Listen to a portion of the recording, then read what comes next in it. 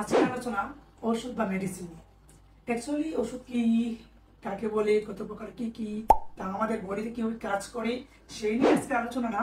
মূলত হচ্ছে এই ওষুধ বা মেডিসিন সেটা ক্রয় বিক্রয় নিয়ে আজকে আলোচনা।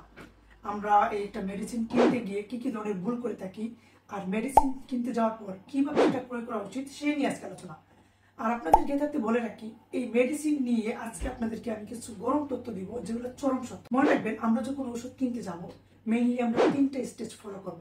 নাম্বার ওয়ান, আমরা যখন মেডিসিন কিনতে যাব ওই মেডিসিনের প্রত্যেকটা ওষুধের প্রাইস বা মূল্য জেনে শুনে কিনতে হবে, এবং সাথে সাথে ওই প্রাইস বা মূল্যের দাম কষাকষি করবো। সেকেন্ড স্টেপ, আমরা যখন ওই মেডিসিনটা নিতে যাব নেওয়ার সময় ভালো করে খেয়াল করবো যে ওই মেডিসিনের মেয়াদ বা ডেট আছে কিনা। তার স্টেপে সর্বশেষ যেটা, আমরা যখন ওষুধটা নিতে যাব ডক্টর আমাদেরকে যে প্রেসক্রিপশনটা দিল সেই প্রেসক্রিপশনে যে ওষুধগুলোর নাম লিখে আছে ওই ফার্মাসিস্ট আমাদেরকে সেই ওষুধগুলো দিল কিনা সেগুলো আমরা চেক করে নিব। ঠিক আছে, এবার আপনাদেরকে বলি এই তিনটে স্টেজ আপনি কেন ফলো করবেন। কারণ হলো, পৃথিবীতে এমন কোনো প্রোডাক্ট নাই, এমন কোনো পণ্য নাই যেটা সম্পর্কে আমরা প্রাইস বা মূল্য জিজ্ঞেস করি না এবং দাম কষাকষি করি না। আপনি যদি মুদির দোকানে যান সেখানেও আপনি দাম কষাকষি করেন, প্রতিটা পণ্যের প্রাইস জিজ্ঞেস করেন। আপনি যদি কাঁচামাল যান সেখানে তো কোনো কথাই নাই, অবশ্যই দাম কষাকষি করতে হবে। এমনকি আপনি শহরের দোকানে গেলেও সেখানেও আপনি দাম কষাকষি করেন। আমার প্রশ্ন হচ্ছে, ওষুধ যখন আমরা কিনতে যাই সেখানে কেন আমরা দাম কষাকষি করি না? আর আমার কাছে কেন যদি মনে হয় আমরা যখন ওষুধ কিনতে যাই তো আমরা প্রত্যেকে, আমি সহ আমরা যারা প্রত্যেকে আছি, নিজেদেরকে কোটিপতি মনে করি, নিজেদেরকে বিলিয়নপতি মনে করি। যদি বিলিয়নপতি নিজেকে মনেই না করি তাহলে কেন ওষুধ কিনতে গিয়ে আমরা দাম কষাকষি করি না? আপনাদের ক্রেতাকে বলি, আপনারা যখন ওষুধ কিনতে যাবেন অবশ্যই প্রত্যেকটা ওষুধ হাতে নিয়ে গুনে গুনে ওই ফার্মাসিস্টকে জিজ্ঞেস করবেন এটার দাম কত, এটার দাম কত, এটার দাম কত। প্রয়োজন হলে 4-5টা ফার্মেসি ঘুরবেন, তারপর ওষুধের মূল্যটা আপনি সার্ভে করবেন, তারপর নেবেন। ওকে, ঠিক আছে। সেকেন্ড স্টেপে, আমরা যখন মেডিসিনটা কিনতে যাব অবশ্যই প্রত্যেকটা মেডিসিনের মেয়াদটা চেক করবো। আমরা দেখবো ওই মেডিসিনের মেয়াদ বা ডেট আছে কিনা। কেন? আচ্ছা ধরেন আপনি যখন মুদির দোকানে যান পাউরুটি বা বিস্কিট কিনতে, অথবা আপনি লোশন, সানসিল্ক, শ্যাম্পু, আদার্স যে জিনিসগুলো কিনতে যান প্রত্যেকটা কিন্তু আপনি ডেট দেখেন, মেয়াদ দেখেন। এই ধরেন আপনি যখন পাউরুটি কিনতে গেলেন, যদি সেটা মেয়াদ উত্তীর্ণ হয়ে থাকে তাহলে কি আপনি সেটা আনেন? আনেন না। কেন? যে এটা খেলে আমাদের ফুড পয়জনিং হবে, আমার পেট খারাপ হবে। তাহলে একবারে কি আপনার মাথায় সেটা চিন্তা আসে না যে আমি যে ওষুধটা নিচ্ছি সেটা যদি ডেট ওভার হয়ে থাকে তাহলে তো আমার পুরো জীবনটাই সংশয়ের মধ্যে থাকবে। সো আমাদের উচিত প্রত্যেকটা ওষুধের মেয়াদ চেক করা। এবার আপনার প্রশ্ন হচ্ছে আমরা কিভাবে চেক করব? হ্যাঁ, আপনি যখন ওই প্রেসক্রিপশনটা ওই ফার্মাসিস্টের হাতে ধরাবেন তখন তাকে আগে থেকে রিমাইন্ডার করবেন যে এই প্রেসক্রিপশনে যে ওষুধগুলো আছে সেই ওষুধগুলো আপনি যে বক্স থেকে বা যে কাভার থেকে দিবেন সেই কাভার বা বক্সটা আমার সামনে এনে রাখবেন, আমি চেক করবো যেটা মেয়াদ আছে কিনা। আর ওই ফার্মাসিস্ট ওই বক্স বা কাভারটা দিতে সে বাধ্য এবং সে দিবে। আপনার দায়িত্ব হচ্ছে জাস্ট ওকে বলা, সে অবশ্যই আপনাকে দিবে। আপনি সেকেন্ড স্টেপে অবশ্যই অবশ্যই ওই মেডিসিনের মেয়াদ আছে কিনা তা চেক করবেন। ওকে, থার্ড স্টেপ, এবং সেটা ভয়ঙ্কর স্টেপ।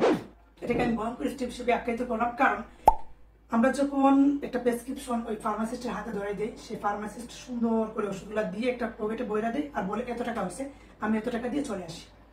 কিন্তু মাঝে মধ্যে এমন হয় ওই প্রেসক্রিপশনের ধরো 10টা ওষুধ আছে, 9টা ওষুধ ওই ফার্মেসিতে আছে, একটা ওষুধ নাই। সেম ওষুধ আরেকটা চেঞ্জ করে ওই ফার্মাসিস্ট আপনাকে দিয়ে দিন। আপনি কি খামখেয়ালি করেন, যেটা চেকই করেন না, জিজ্ঞেসই করেন না। আচ্ছা ধরেন, সাপোজ ধরেন আপনি যখন বাজার করতে চান, বাজার করার পর যখন লিস্টটা দিয়ে সবগুলো বাজার দিয়ে দেয়, ওই মুদি দোকানের যে এমপ্লয়ি বা যে কাজের ছেলে সে যখন সবগুলো বস্তার ভিতর ঢুকাতে চায় তখন আপনি কি বলেন? লিস্টটা হাতে নিন আর বলেন এই কেজি আলু 1 কেজি, চিনি 1 কেজি, এই ডাল 1 কেজি, এরকম জিজ্ঞেস করেন না? প্রত্যেকটা জিজ্ঞেস করেন না? এবার মনে করেন যদি আপনি যখন বলেন যে আলু 1 কেজি, সে আলু না দিয়ে দিয়ে ধরেন ঢেঁড়স দিয়ে দিলাম, আপনি সেটা নিবেন? আপনার তো মেজাজ খারাপ হয়ে যায় যে আমি আলু বলছি, আপনি কেন ঢেঁড়স দিবেন? তাই না? দুটাই কিন্তু কাঁচামালের অংশ। আমার প্রশ্ন হচ্ছে, আপনি যখন ফার্মেসিতে যান সেখানে ধরেন একটা জিনিস আপনার মাথায় রাখবেন, আপনাদের বা আমাদের যারা গ্যাস্ট্রিকে পড়বেন, গ্যাস্ট্রিকের জন্য বেশ করে ওষুধ আছে, যেমন সেক্লো আছে, পিপিআই আছে, ওমিপ্রাজল আছে, সার্জেল আছে, ইত্যাদি অনেকগুলো আছে। প্রত্যেকটা কিন্তু গ্যাস্ট্রিকের ওষুধ। এবার ধরেন আপনার প্রেসক্রিপশনে লেখা ছিল সার্জেল, কিন্তু ওই ফার্মাসিস্ট কি মনে করলো যে তার ফার্মেসিতে যেহেতু সার্জেলটা নাই তাহলে পিপিআইটা দিয়ে দেয়, ঠিক না? তো আপনিও মনে করবেন যে না ঠিকই তো আছে, এটা দুটাই তো গ্যাসের ওষুধ, যে কোনো একটা দিলেই হইলো।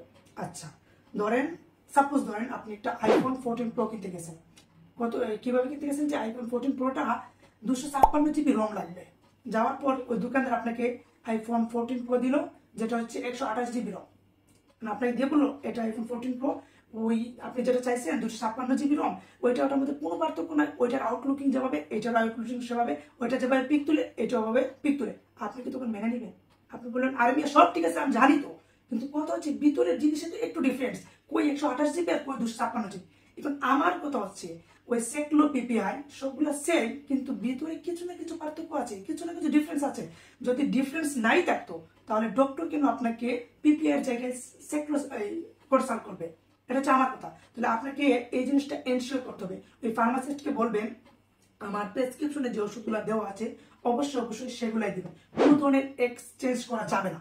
প্রয়োজনে আপনি ফার্স্টে এই ফার্মাসিস্টের কাছে গিয়ে প্রত্যেকটা ওষুধের নাম জিজ্ঞেস করবেন এবং আপনি শুনবেন, তারপর যখন সে ওষুধ দিবে প্রত্যেকটা আপনি দেখে দেখে নেবেন এবং বারবার আপনি চেক করবেন, রিচেক করবেন, ক্রস চেক করবেন এবং আপনি ডাবল চেক করবেন। কেন?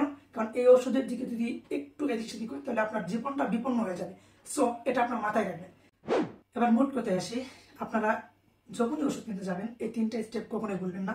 দাম কষাকষি করেন বা নাই করেন, অন্তত পক্ষে প্রতিটা ঔষধের মূল্য জানবেন। সেকেন্ডে ওই ওষুধটা বা মেডিসিনটার ম্যাটটা অবশ্যই অবশ্যই দেখবেন। আর সর্বশেষ আপনি দেখবেন আপনার প্রেসক্রিপশনের ঔষধের কোনো রকমের চেঞ্জ হলো কিনা। এই 3টা স্টেজ অবশ্যই অবশ্যই ফলো করবেন।